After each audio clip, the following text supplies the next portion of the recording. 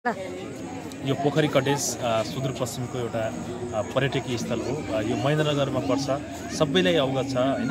यो पर्यटकीय पर्यटनलाई चाहिँ बढावा दिनका लागि पर्यटनको क्षेत्रमा यो पोखरी कटेजले एउटा उल्लेख्य भूमिका निर्वाह गरेको छ।